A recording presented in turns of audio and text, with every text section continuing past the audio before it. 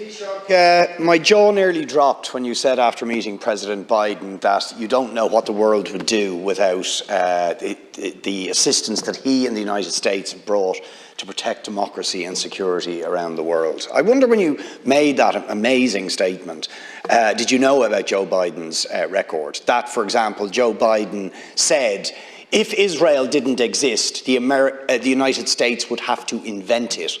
And that there was not that much difference between the policy of the United States and the policy of Israel, despite the war crimes, the crimes against humanity, the theft of land that Israel visits on the Palestinians. How did he contribute to world peace? By doing an arms deal for billions of euro with the Saudi dictatorship to prosecute a murderous war against the people of Yemen. How did he contribute to world security? By being the major advocate in the Senate for the invasion of Iraq in 2003, which caused the deaths of hundreds of thousands of innocent Iraqis. I really can't believe that you or others could have made those statements.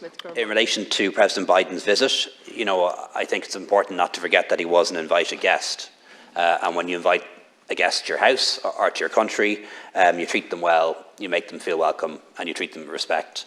And that's what was done by politicians in this House, by the Irish public in general, and perhaps even indeed by the media. And I don't think that's a bad thing. You might take the view that he shouldn't have been invited in the first place.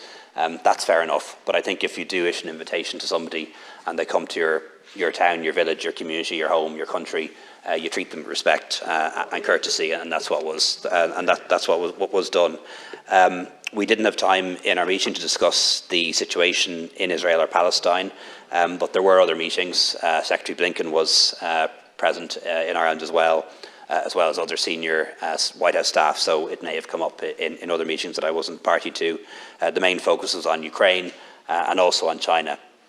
And I have to say the President was very clear that he's not seeking a new Cold War with China, nor does Ireland or Europe want to be caught in the middle of a Cold War between the USA and China. But he does want a rules-based international order based on democracy and liberty and territorial integrity and freedom and the values that we share with America.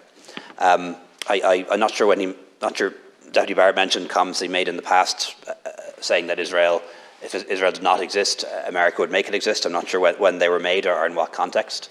I would hope that Deputy Boyd Barrett agrees with me that Israel should exist. Not as an apartheid state. Not as an apartheid state, no. Because, if it's equal rights for everybody, yeah. A state should exist there. Because, I certainly... Not as an apartheid state. I certainly believe that it should exist alongside an independent Palestinian state based on the 1967 borders, and that is the position of government. That's a myth. There is one thing that President Biden says,